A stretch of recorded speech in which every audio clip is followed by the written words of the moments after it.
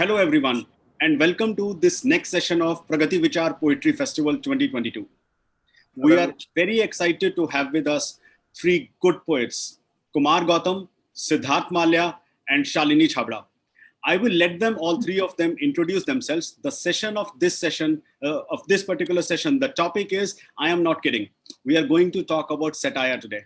So Shalini, do you want to start first, please? Sure, no problem. So you can introduce yourself, and then we will have a time where all three of you can recite some poems from your side, and then we will have a bunch of questions. Sure, yeah, I'll begin. Hi everyone. Hi Sidharth. Hi Kumar. Hi Kapil. So a little bit about myself. I'm a Googler by the day. I work at Google, but otherwise at heart, I'm a writer, and I think I will always be one. That comes to me first, and everything else comes later. I've been writing since I was 10, and thanks to my dad who ensured that I pick up this art, because he reads a lot and he is somebody who also runs a bookstore now. So I think it was in me to sort of pick up this art that way. I've been writing for a couple of years now, which is why I think I've in my poetry tried to cover multiple genres, and I think satire is one of them. And it does interest me because it's like the layer 2 of onion, right? So while romance, love, all those feelings come very naturally to all of us, and so does satire, but I think it takes heart and guts to sort of write that down. And you might just become a ridicule for writing it, or you might just ridicule somebody for writing it, but it's an art, and it needs to convey that intent. And yeah, that's what we've sort of come together in this session for, to discuss that piece of art. Thank you so much for that, Shalini. Gautam, do you want to go next, please? Yes. Hi, friends, and hi to all the listeners who are with us. My name is Kumar Gautam. I am a writer and director by profession. I have written, directed, and produced more than 40 television shows. And because there's one couplet of mine which I have written, Ghazal roti deti ye mumkin nahi tha. So I earn my money from my profession as a writer director, but I keep on writing poems. I keep on performing poetry, performing spoken words as and when I get the opportunity. And I have promised myself, because this is the first art which got me into the creative field of writing and direction. So I promised myself that I'm going to continue it till my last breath, and I mean it. Thank you. Great. And Sidharth, of course, you need no introduction, but do you want to go next? No, hi everyone. Pleasure to be here. Hi Shalini, Kumar. I think it would be hard for me to say that I was a poet because I write poetry, but to call myself a poet might be a little bit of a stretch. I'm a writer. Wrote my first book, which was published in September, which was a memoir of my mental health journey. And something that I've always tried to incorporate in my art is a lot of self-deprecation. I think being able to laugh at yourself and the quirks of the world make it easy for people to relate to. I will say the poem that I've written today might not necessarily fall under what would traditionally be considered satire, but it's something that I had already done and something that I wanted to share. But yeah, for my limited poetry journey, it's kind of my first venture into it. Welcome to the other Welcome. Yeah, welcome.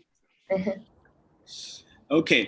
So Shalini, should we begin with you? I mean, if you can recite a poem from your side, please. Sure. Yeah. So what I'm going to do is I'm going to recite multiple poems today, maybe like 2 or 3. Is that okay? That is absolutely fine.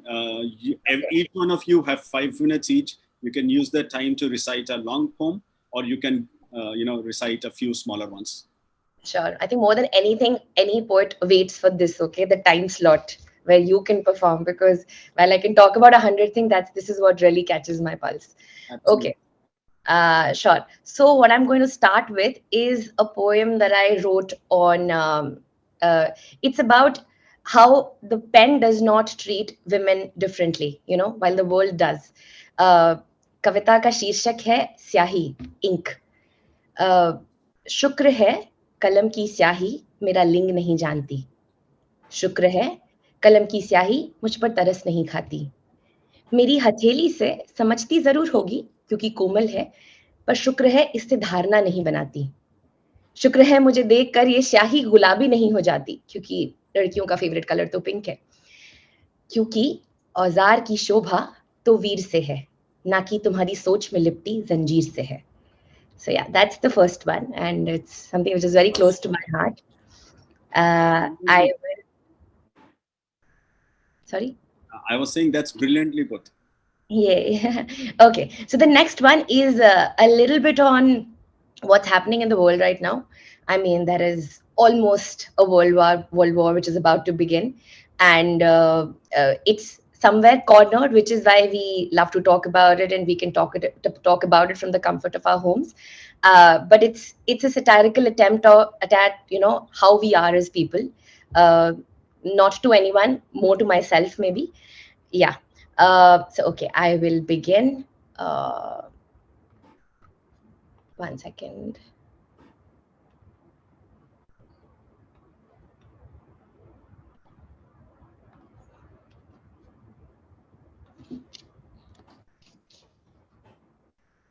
Okay.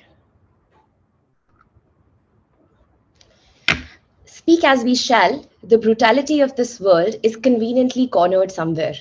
Cornered in newspapers, in history discussions, cornered beyond borders of hope, cornered in the anger of the accused, and cornered in laws beyond scope. Convenience, or rather numbness, is a habit. A victim of this habit gets blinkers by the side. Until it affects my limited us, I'm not going to go off my monotonous ride. A mere scratch here, and I shall revolt and embark. Sadly, my limited us is different from yours or others. And remember to not believe me when I call you a brother from another mother. Because hypocrisy preaches fire and follows water. I might preach humanity, but I shall secretly follow slaughter. Years of ignorance, and I have finally mastered the art of cornering what is gloomy and far. Seems like I'm doing justice to my hypocrisy bar. Although I innately fear my bad days, but this habit of reciprocation, it is two ways. I don't care, they don't care. Am I really uncomfortable about being comfortably numb? Is a question that we need to ask, all of us. That are we really uncomfortable now about being comfortably numb? Yeah, that's the second one. And now Good one. Thank you. Okay, this one is a topic which is very close to anybody who writes satire. It's on politics. So I will start that. And I wrote that when I was, I think, 2021. It's a fairly, something that I wrote years back. But I think it's still very relevant in times. And I'm waiting for the time when it stops to be relevant. So really waiting for that time. I will begin. Politics, it will never be irrelevant. No, but I wish whatever I've said finally becomes something which is not there, and we actually head towards better politics in the world. Okay, so it starts like कविता का शीर्षक है गर्व का रंग. गर्व का रंग is जो आप वोट देने जाते हैं और आपकी उंगली पे आता है. मैं उस देश की वासी हूं जिसके मुकुट की रोशनी का कारण रोज की गोलाबारी है. सुना है कश्मीर सुंदर है, पर चाहकर भी वहां ना जा पाने की एक अनजानी बीमारी है. सच कहूं तो मुझे डर लगता है, एक बेतुकी गोली से मरने में क्या रखा है. कश्मीर में तो ना जाने कौन पराया कौन सका है. हर रोज कश्मीर नहीं पूरे देश में नए सुधारों की लिस्ट निकाली जाती है. रिफॉर्म्स निकाले जाते हैं. शासक की कुर्सी बिना रिफॉर्म्स निकाले कहां भाती है. और फिर 5 साल में ये रिफॉर्म्स पार्लियामेंट के चक्कर लगा कर आते हैं. खुशी में रूलिंग पार्टी की प्रशंसा के पुल बांधे जाते हैं. वैसे गजलों और रिफॉर्म्स में क्या समानता है आप जानते हैं. दोनों में ही हर देश महान लगता है. आज जान लिया खोखले वादों के सहारे तो एक खोखला शासक ही जी सकता है. लेकिन बड़े वादे जो है ना वो खोखले फल जैसे होते हैं. एक दिन तो वक्त के चाकू की धार उस सच को उगल ही देगी. लेकिन उस सही समय के इंतजार में क्या हमारी जनता बस बैठी रहेगी. पता है खोखला फल अगर रखा जाए तो उसका रस भी जहर बन जाता है. वही कल का मासूम सा फल आसपास के फलों पर कहर ढाता है. एक सच्चा युवा शासक ही है जो इस सघन दौड़ से ऊपर उठकर कुछ करना चाहता है।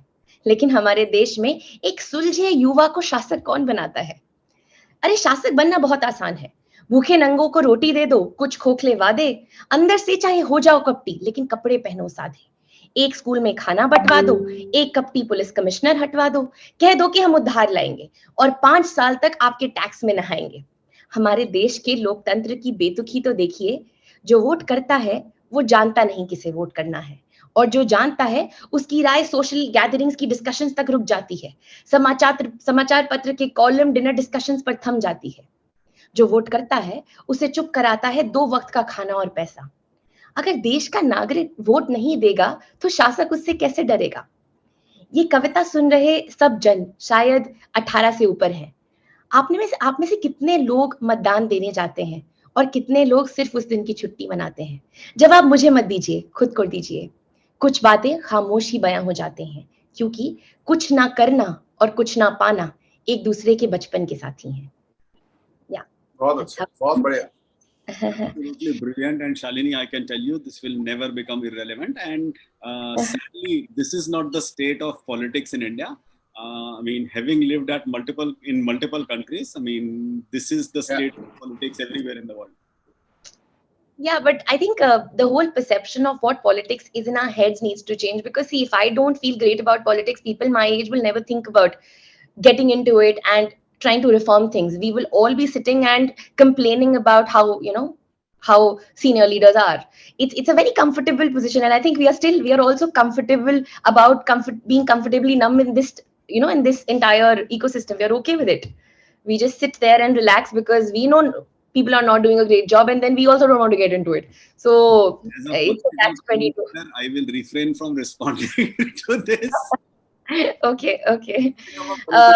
Otherwise, let's get back to poetry. Do I have more time? Actually, no. I'm sorry. We'll see. I have a 4-liner, so let me finish it with that. It's a fairly short one. Yeah, yes, I'm very greedy as a poet. Okay, very greedy, and you would see that. Okay, so कविता का शीर्षक है तकलीफ। तकलीफ के मायने सबके लिए जुदा हैं। तकलीफ के मायने सबके लिए जुदा हैं।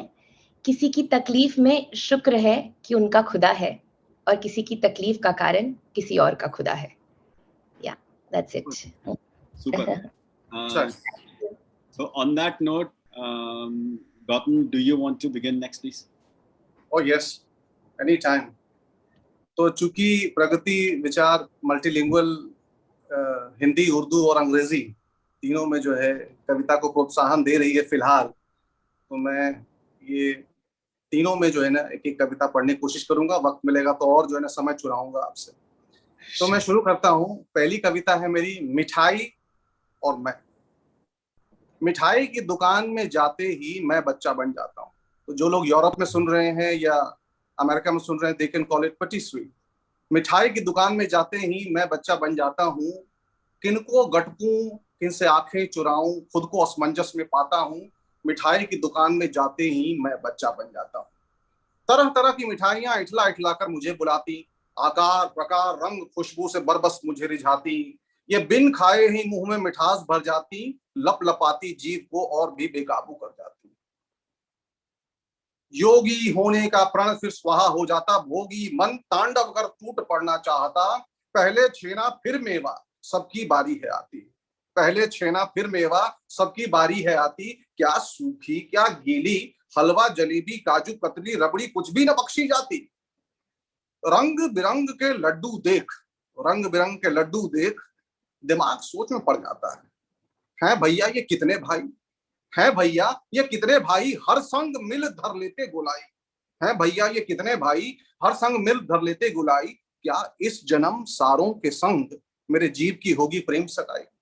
क्या इस जन्म सारों के संग मेरे जीव की होगी प्रेम सगाई। बिना ज्यादा सोचे विचारे मैं एक और मिठाई चपक जाता, मन स्वाद पहचानते ही जैसे प्रफुल्लित हो जाता। कतार से सजी मिठाइयों को देख, कतार से सजी मिठाइयों को देख एक ख्याल दिमाग में आता, मिठाई कितनी सरलता से अपना धर्म निभाते हैं।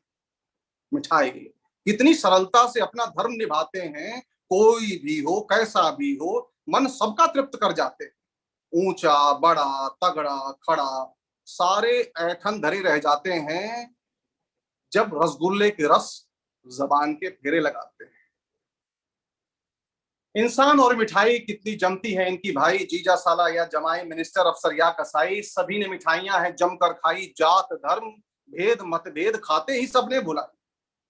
एक मैं ही नहीं जो इनके इंतजार में खिंचा चला आता हूं। इनके इंतजार में खड़े अच्छे अच्छों को बच्चा सा पाता हूं।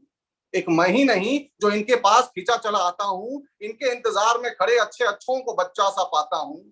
मिठाई की दुकान में जाते ही मैं बच्चा बन जाता हूं। धन्यवाद। सुपर। दूसरी जो है, एक उर्दू में एक, काफी कुछ याद आ गया। हाँ, सबको याद आएगा। सिद्धार्थ को शायद कपकेक्स याद आएंगे मेरे ख्याल से। आगे बढ़ते हैं। एक गजल का पहला शेर है कि अगर इश्क भी एक रोजगार होता। जरा तसव्वुर कीजिए, क्या ख्याल पेश करने की कोशिश कर रहा हूं आप लोगों के सामने। अगर इश्क भी एक रोजगार होता, न कोई जवां दिल बेकार होता।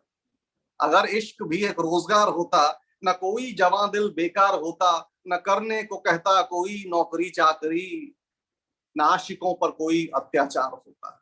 न करने को कहता कोई नौकरी चाकरी, न आशिकों पर कोई अत्याचार होता। पैसों की क्या होती कोई जरूरत, पैसों की क्या होती कोई जरूरत, प्यार का खुमार काफी असरदार होता। घूमने बैठने की कहीं ना होती पाबंदी, घूमने बैठने की कहीं ना होती पाबंदी, सरेआम आशिकों का बोसो कनार होता। न फिर होती शादी की जल्दी किसी को, न फिर होती शादी की जल्दी किसी को, खुद पर आशिकों का इख्तियार होता। न मिलने न छूने की होती मनाही, न मिलने न छूने की होती मनाही, न कोई बाप का सर शर्मसार होता। न जुदाई का गम न शिकवाए नफरत, न जुदाई का गम न शिकवाए नफरत, प्यार के लिए दिल बस बेकरार होता। देश के खातिर मोहब्बत की है कितनी इज्जत, देश के खातिर मोहब्बत, तो हवा भी चली हुई है। देश के खातिर मोहब्बत की है कितनी इज्जत, जवां आशिकों को दुनिया ने न समझा बेकार होता। यूं मिट न पाते आशिक इतने सारे, यूं मिट न पाते आशिक इतने सारे, मौत से पहले हमने माना उन्हें अवतार होता। यूं मिट न पाते आशिक इतने सारे, मौत से पहले माना उन्हें अवतार होता। आखिरी शेर पर आप लोगों की नजर चाहूंगा कि हर तरफ दोस्तों प्यार ही प्यार होता, हर तरफ दोस्तों प्यार ही प्यार होता, प्यार से ही जिंदगी का कारोबार होता, प्यार से ही जिंदगी का कारोबार होता। बहुत बहुत शुक्रिया। एक आखिरी एक हवा चली थी बड़ी अच्छी, जिसमें बहुत ही it was very relevant, it was very much needed, was the Me Too movement. But of course the Me Too movement had its own side effects also, and there came Men Too movement also. So because poets are liberal in thoughts, I used to write for these Me Too movements. So some men complained to me and they said that Men Too is also happening and you need to write something about this. I heard a lot of people, and then I came up with an open letter to female friends. I'll just recite this. An open letter to female friends.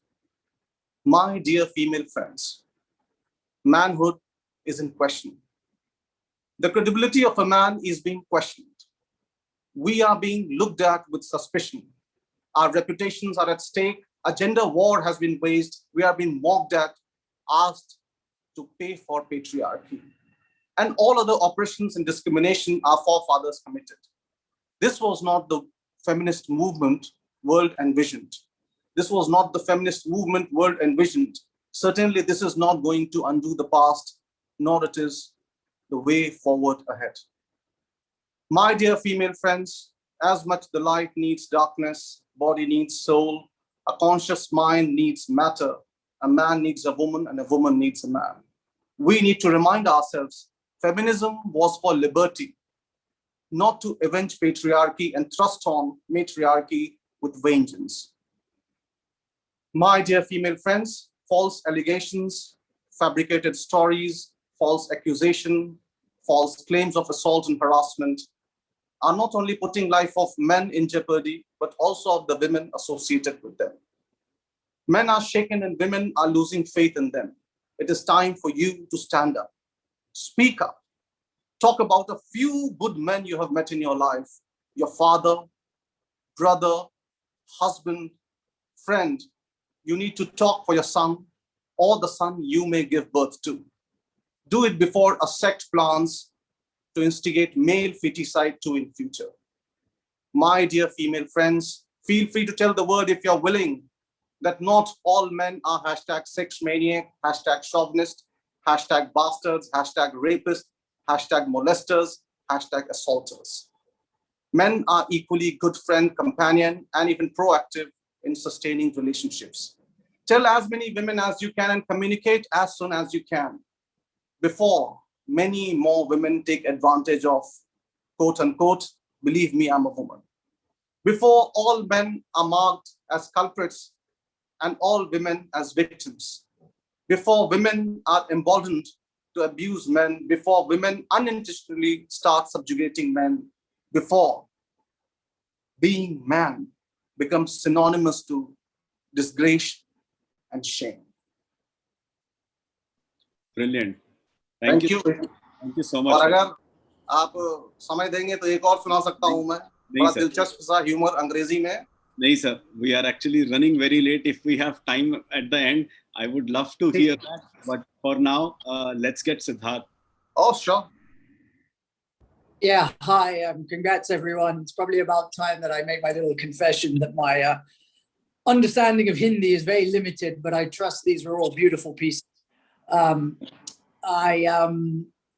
Mine is something I wrote towards the end of last year. I mean, I think, you know, Shalini touched on it. The state of the world at the moment is quite, I mean, I think crazy would be putting it mildly, and it's almost a little bit shameful. So I decided to write, and that's on a global scale, but I think on, you know, we all have stuff going on a personal level as well. I and my family have had certain things going on in the last 4 or 5 years, and I think what I wanted to do was write a letter to my younger self.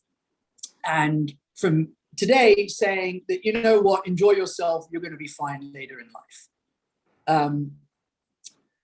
I stayed away from writing about politics for obvious reasons, but I will now read this. This is called Dear Sid the Kid. Okay. Dear Sid the Kid.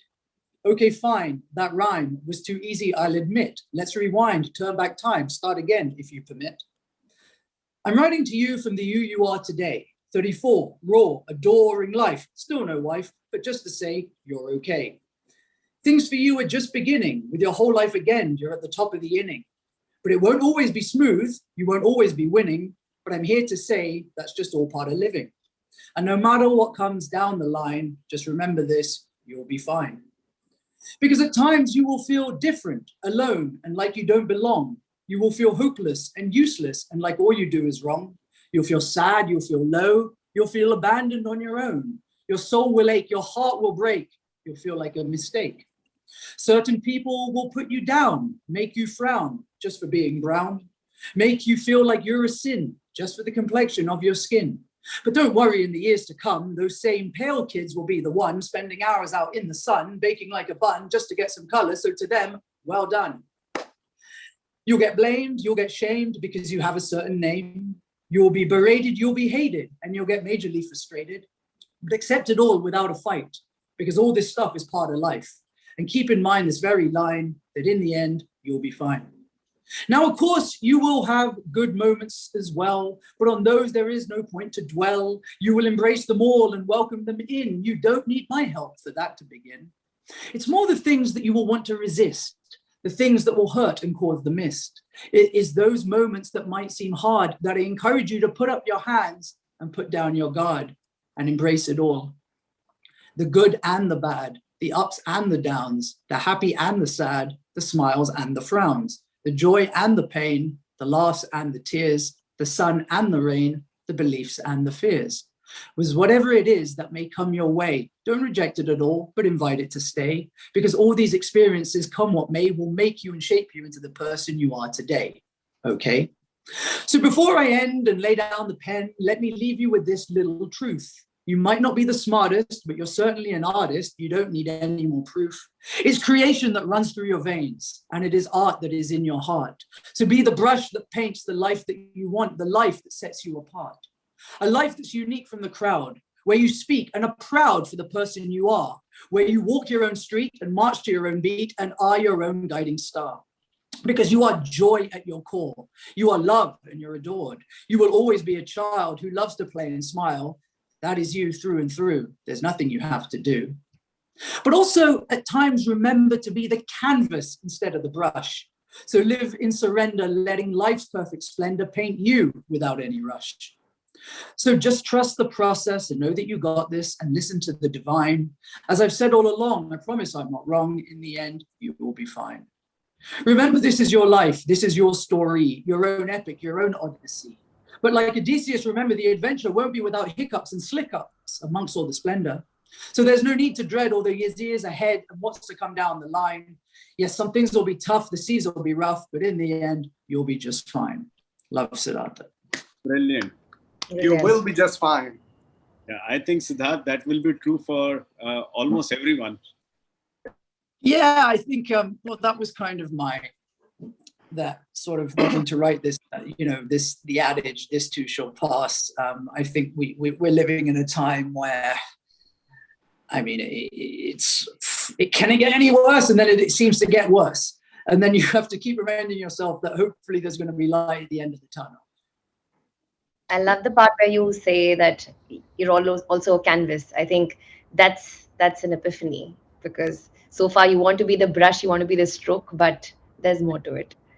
Yeah. Thank you. I guess wherever you are becomes the new status quo. So you're always fine. I remember one time my wife got into an accident and the car got badly, damaged. And I went to office next day, and my boss said, I was in US at that point of time, and my boss said, "Oh, great. I mean, at least, your wife is fine."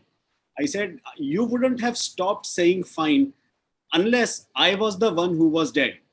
If it was, the car had not been damaged, it would have been fine. The car is damaged, wife is okay, it would have been fine. If she had been injured, you would have said, at least she is alive. If something else had happened," I said, "you would have kept saying it's fine unless and until I was the one in the car. And then you may have said, oh, it's okay, at least I wasn't with him." Well, that's satire, huh? That's satire. That is a very good satire. Anyway, on that note, let us jump into questions. We have prepared a set of questions which we think will give people an insight into how to be a satire poet. So first, I guess, for all other aspects of poetry, whether it is love, whether it is hate, whether it is, any other form, the feelings usually come from inside.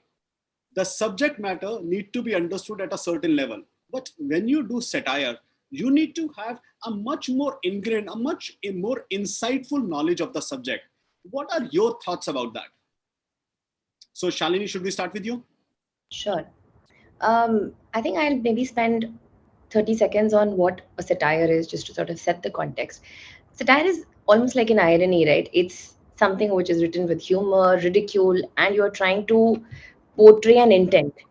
And that intent could be that you want to completely uphold the way things are, or it could be just, it could also be with a personal angst against somebody, and that could be political, non-political, etc.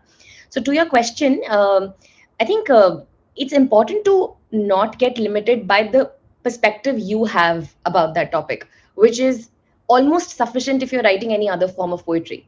If you're writing about, about love, family, care, what you think about it is what the poetry is. But in a satire, you need to have a little bit more holistic view on what the topic is, because you have to touch it from different angles, right? It's almost like holding the ear from the other side, because you are trying to make a point and you have to really exaggerate one piece so that it hits a chord. So important to sort of read a little bit on what's going on, and that perspective could be something that you've built over time, need not require reading right before you start writing the poem. But I think that would be my take on it, that I mean, exaggeration and understanding the topic a little bit more in detail is what helps in writing a satire.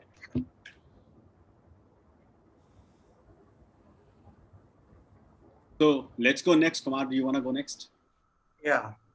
See, I believe with satire, you sort of snatch a license to show a mirror to the reality of the subject or society, whatever, topic you take up.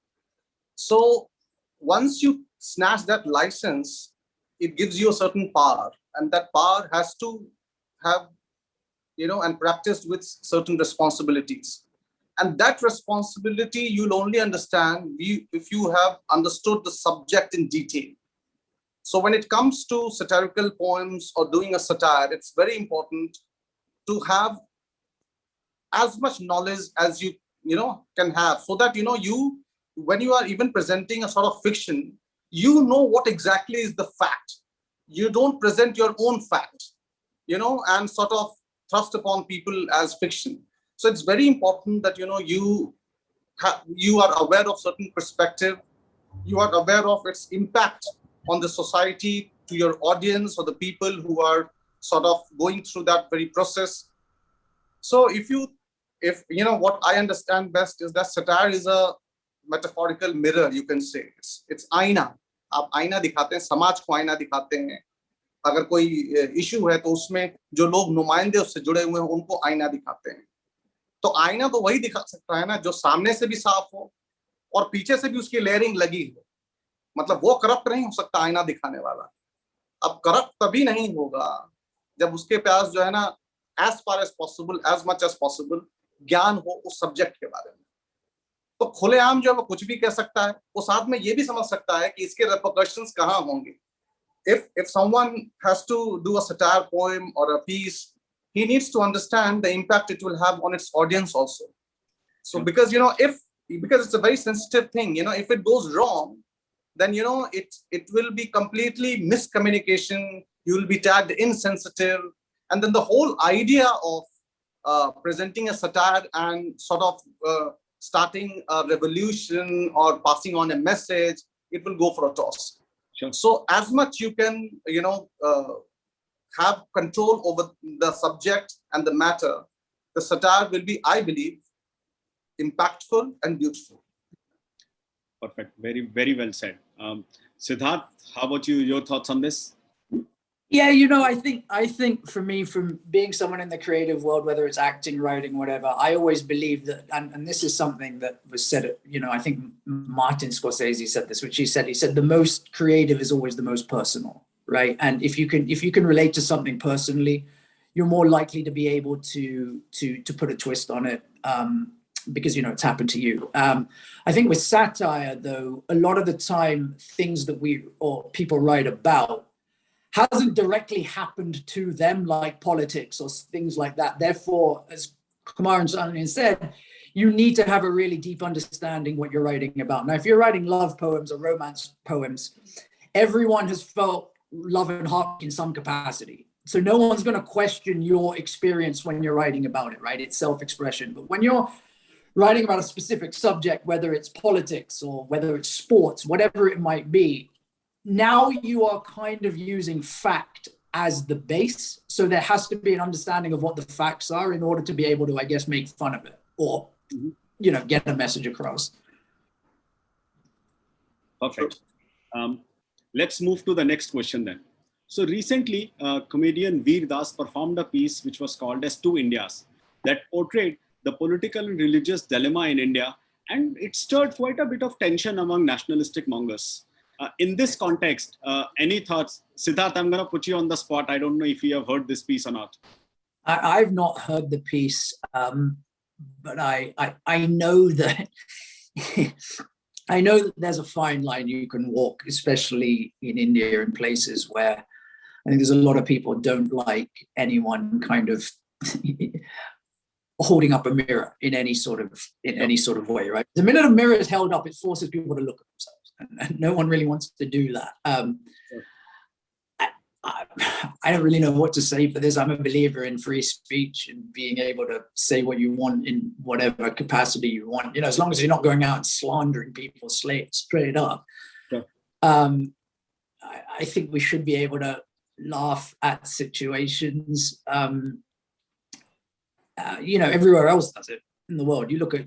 There was a TV show, which is my favorite show of all time, called Veep. I don't know if you saw it, with Julia Louis-Dreyfus, it was a satire. It was a parody of Washington, of basically how the US government works. And, it was one of the greatest shows of all time. So I think we should be able to hold up things and look at things and laugh at them if they are outdated or if they're slightly obscure, without people getting...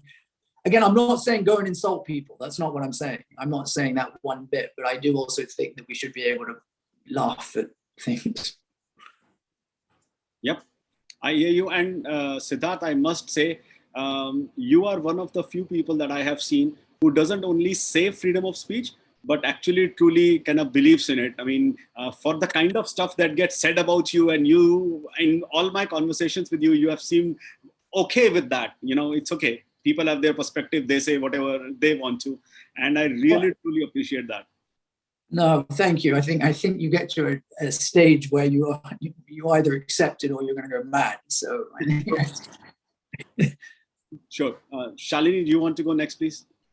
Sure. Kapil, I have a very, very strong take on this thing, because I remember the first time I heard Vidas' video, I had goosebumps, okay? It felt like I knew all of this, and still somebody has put it so brilliantly, right? And then a couple of days later, I read news about, there are penal charges against him. And I was amazed that, how can India do this? And I wanted to sort of understand this better and understand. And then I reread and reheard the poem again, thinking that, maybe have I missed something? Has he been, off in terms of what he's saying? Is it sounding like an accusation? No. And I was again thinking about it, and I realized it's not what he said, okay? It's where he said it. It's not about what he said. Everybody in India knows what he said, right? We live in a world which has got a lot of disparity in terms of who the rich is, who the poor is, and what we preach versus what we do, right? And our grandparents also tell us the same thing, maybe not in the same words. So the problem was where he said it, in the eyes of nationalists. But it's a classic case of log kya kahenge. It's nothing else. It's that मेरे घर का problem है, मेरे घर में रहने दो. Let him talk about it within India. Let him not talk about it outside, as if we are not global enough, etc., etc. And because he said it there, it's like when women in India don't want to marry early, it's about log kya kahenge. When they don't want to have children early, it's about log kya kahenge. If somebody is a trans, log kya kahenge. It's exactly the same problem, but it's just packaged differently. And while you can take offense, okay, you must be really patriotic and you decided to take offense on what he wrote, but we are a country which has a freedom of speech, and it cannot be a penal offense. You can take offense. People take offense of what I write. People take offense of what people are as a personality, but my take is just shut up. My take is doesn't make sense to have it as a penal offense. It's a problem of your house which has been leaked, and I think it's a good thing, because now is when you will work towards solving it. So far you thought it's just in your house, and which is why you were okay with it. It doesn't work that way. You have to announce it to the world, which is when the leaders in India will now take into account what's happening and maybe work towards it. Sure. I must say, Shalini, while you are saying it is where he said it, while I hear you, I don't think that's the only problem. I'm currently facing it. I do a weekly truth shots with Kapil, and recently I talked about Kashmir Files, and I actually got on the case of people who are promoting Kashmir Files, saying if you needed this movie to tell you there was a genocide that happened in India 32 years back, you are living in the wrong place. You need to go do something different. Good movie, it gives you facts, it gives you knowledge, and all that is fine. But if you need the movie to tell you a genocide happened, then something is grossly wrong with you. And there are a lot of people who have been on my case for just saying or saying something against the movie. Okay. Right now, considering the rage that it has become. Anyway, with that, Kumar, your thoughts on this? Yeah. See, I have a slightly different perspective. I mean, and Shalini has touched a little on it. To India, we all know to India. I mean, we boast that India is a land of diversity, unity in diversity, and all that. So we are well aware that there are not only two Indias, there are multiple Indias. India is so big that, we'll need maybe thousands of Vedas to understand and touch the ecosystem and the fabric of real India. Yep. My take on the Vedas performance is that, of course, we live in a democracy. US is also a democracy. My take only is that, I mean, if the whole act of Vedas in US, I believe, was very deliberate. I believe was for profit. He was making money out of it. He was doing it to, sort of, I mean, put another feather in his hat that, I mean, not only he's a stand-up comedian of a different league, but also, he keeps on coming, he's also has the guts to touch the political ecosystem. So my whole idea, what Shalini also touched, is that, US also is too US. In US, you can say that, I have two US, we can have live shows. We also here have stand-up comedy shows, where there's a lot of satire in stand-up, and there are several open mics, and there are several forums, theater, and also the poetry and everywhere where we talk about our India. I mean, we make cartoons about even on the Prime Minister. See, people can have different takes on it. But people over here are open and are free to do whatever they want to do. There are followers, they have their own strategy. That's completely different. My take is, if Vedas would have done the same act in India, fair enough, I mean, you must go, because people in India need to know more. What you said about the Kashmir files, that it took 32 years for the people of India to know a certain kind of genocide took place in Kashmir. Why? Because someone like Veerdas did not visit Muzaffarpur in Bihar, did not visit, Vijayawada in Andhra Pradesh, did not visit Ernakulam in Kerala, and told people there are two Indias. If Veerdas has a very clear gut, and has a very clear intention, and he wants to do it not for profit, he should have traveled in all the 28, 29 states and said that, oh, hello, this is two India. And if you really want to make it, a real India, then you need to go and vote, as Shalini said in one of her poetries. To sum up, I believe that, every nation, every family, there are two or maybe more than two, faces. I mean, US, I mean, racism, it's all over there, Sidhartha might be knowing it, feeling it first. He must be getting first-hand experience. And Trump lost the elections, based on that only. So there are multiple countries, but, I mean, going over there, playing for the gallery. What Veerdas act was pretentious, playing for the gallery, grabbing eyeballs and making money. My only thing was that, if he could have done in the nooks and corners of India, maybe, if the next government comes in, maybe he would got some civilian honor or something like that. Or maybe, he would have earned a lot of, good impressions in several people's heart. So I believe, I mean, there was a wrong intent behind that. And, we are intelligent enough to grab that also. That's my take. We'll leave that to everybody's judgment, I guess. He had a certain perspective. I mean, I think everything that everyone said makes sense in its own way. Sure. So Yeah. Absolutely. Yeah. I mean, honestly, I don't really know what he did, Absolutely. but I'm assuming he said something which upset a lot of people. Yep. So with that, let's get to the next question. And we are running a little short of time, so I'll try to go through this a little quickly. What elements should be included when you are writing a satirical poem? Kumar, can we start with you this time? Yeah. Okay. The most important element is humor. So satire, when you want the satire to connect with your audience, it has to have humor. Then the next most important thing is the relevance of the subject. So supposedly, you are talking about a life of Adivasi in Bombay, that may be pain, pathos. But, if you talk to an Adivasi audience, about the irony and the painful part of the life of Adivasi, in a humorous way, that will, turn out to be a satire. So it's very important that A, humor is the most important thing. Two, the relevance of the subject. Your audience needs to understand the subject. It's very important. Number three, most important thing, as I told earlier also, metaphorical mirror. Because it's metaphorical mirror, you need to understand the audience and sensitivity related. Supposedly, in across the world, Pope jokes are common, and people are used to it. But in India, you need to be careful when you have Sadhu Mahatma jokes and all. But you can have Punjabi jokes because that Punjabi, they are very open to laughter and the comedy and stuff like that. So also it's very important that, the sensitivity, understanding how to pass on the message so that, the message is delivered, people accept it. And also, I believe that, takeaway, there has to be a takeaway in the satire poem, so that once, you read your poetry to people or they read your poems, they think. It makes them think. After they laugh their heart out, they think.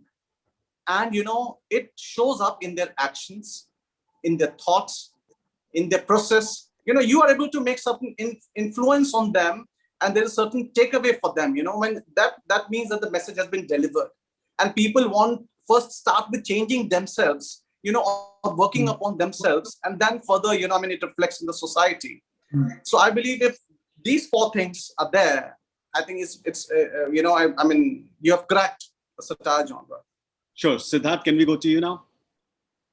Yeah, I think humor is the number one thing as well. And I think if you're writing satire, whether it's a piece, whether it's a show, whether it's poetry, whatever the case is, you better be funny.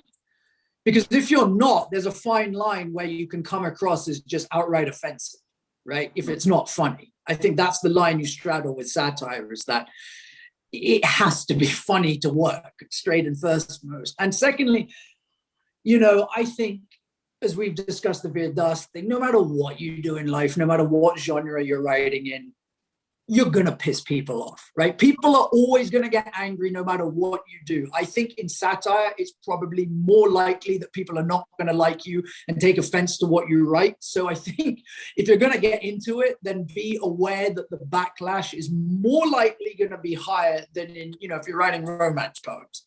Okay. Perfect. Shalini? You're on mute. You're on mute. Sorry. I was saying I agree to both of them. And I think it's like Sidhartha also said, you have to be thick-skinned. You don't have to be always running after likability if you are writing satire, because you might just not get any of it. You might even get backlash in return. Other than that, I think while humor and understanding that you will have to have that thick skin, it's important to have an intent for change that you want to bring about from your poetry. Because the other poems, they obviously connect, and I also enjoy writing about romance, about love, about different topics, and it obviously that is on a connectability chord, right? That you make somebody feel that you make somebody revisit what they felt through that genre. This is not that. This is almost like nudging, questioning. It's almost like questioning usual behaviors. So understanding that there is an audience which exists for it, and it's not 100%. It's only probably 10% of the audience that you see in real life. So yeah, I think you have to be thick-skinned. That's what my addition to what both of them have already said would be. So perfect. I want to add one more element to it from my side. You have to be true, and you have to put facts that other people actually are aware of. Maybe intrinsically, but you have to be true, and true not just in the sense that it's there, but also something that your particular audience has to be aware of for it to actually come out right. And I think it probably goes to Kumar's point of that when you are saying you have to know your audience.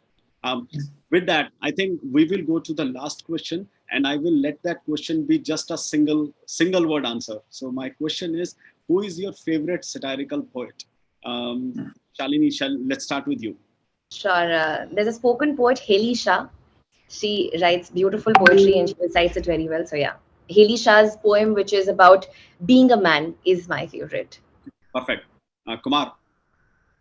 Well, I have lots of Ashok Chakradhar, Shail Chaturvedi, Surinder Sharma. These are very popular satire poets, and they have the mastery of reciting it as well. And the one point which I missed out is that they tell poetry in a very simplistic manner, and they touch the real issues. I mean, if you touch the issues, even people may not agree. Supposedly, they may not agree that, on the patriarchy, it will take its own time to, settle down in society. But people still, they get into it, they think about it, maybe talk to their daughters, to their sons, maybe it will impact them, but they may not absorb and start changing because it takes a lot of time to do it. But these people, they keep their poems very simple. Shail Chaturvedi, Ashok Chakradhar, Surinder Sharma, they are wonderful poets. And, they have been able to sustain their entire life on poetry, simply poetry as profession. So kudos to them. Thank you so much. Sidhartha, over to you. This guy's not really a poet, but he's a writer who enacts in a lot of his own stuff. Sacha Baron Cohen, who does Ali G and Borat and all of that stuff. Why? Is because the guy's a genius. He's a Cambridge graduate. Mm-hmm. And everything he does, whether it's a Borat or an Ali G, it's all to expose hypocrisy in the world and in politics and stuff like that. And he does it in a way where actually it gets eyeballs on the screen because it is so funny. But actually, if you take away the humor and kind of like the bravado, there's a deep message to everything he does. Thank you so much for that. With that, I guess we come to the end of this episode of PragatiE Vichaar Poetry Festival. We look forward to having more such sessions. I'm sure our audience will enjoy this. Thank you so much to all three of you for coming on. Thank you for having us. Goodbye, Shalini, Sidhartha. Thanks so much. Bye. Great meeting you. Thank you, Bye. Kapil. Bye.